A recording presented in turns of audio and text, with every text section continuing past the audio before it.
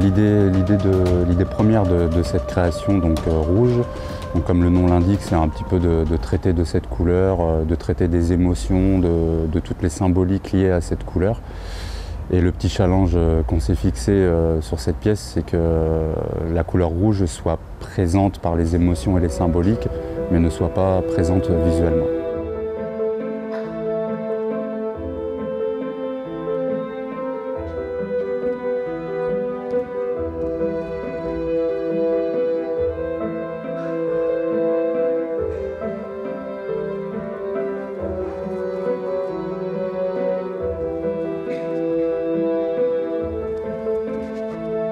Je trouve que c'est la couleur qui représente le plus l'humain, avec tous les paradoxes qu'on peut avoir chacun d'entre nous, toutes ces contradictions. Donc l'intérêt aussi d'aller vers cette couleur avec les 7 danseurs, c'était de se rapprocher le plus possible de l'humain, avec tous ces paradoxes.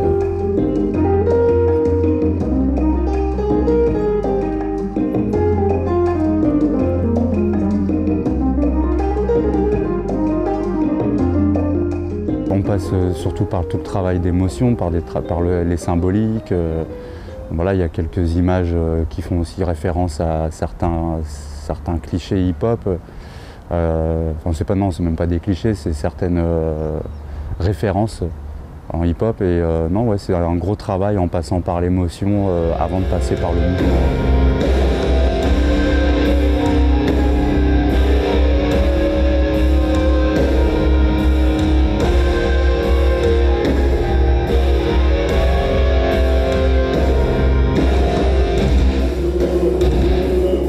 Les interprètes, moi je fais jamais d'audition.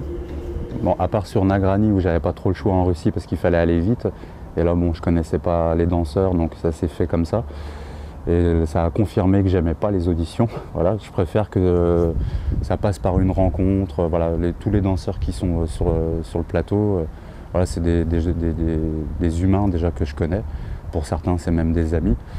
Et il y a 50% de qualité de danse et 50% de qualité humaine. Parce qu'une création, c'est jamais évident. Il y a de la fatigue, c'est du travail, de la concentration. Donc il faut des gens, des danseurs de qualité et des gens fiables aussi. Et ça fait la réussite d'une création.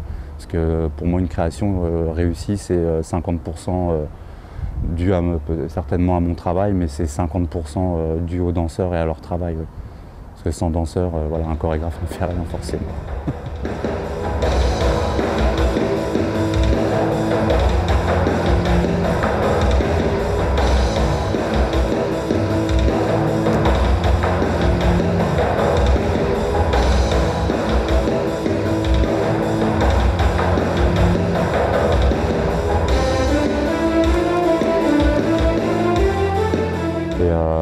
Ce qui me dérangeait dans les spectacles de danse que je voyais en général et dans les miens avant tout, c'est déjà quand on joue dans un théâtre, il y a l'architecture qui fait que le bord de scène crée une frontière avec le public et en plus les enceintes qui sont mises sur les côtés en façade appuient encore plus cette frontière-là.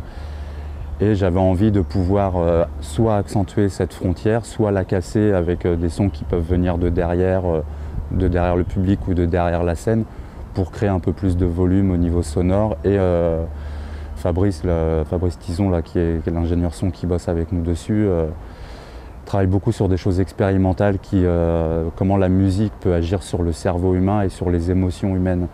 Donc on a un petit peu étudié les choses, déjà par exemple pour savoir quelles notes correspondaient au rouge, quelles émotions on pouvait soulever en mettant la musique derrière le public, comme avoir des chuchotements par exemple, cette impression-là où derrière la scène pour créer de la profondeur. On essaye d'être vraiment en relation entre d'où vient le son et l'intention voulue.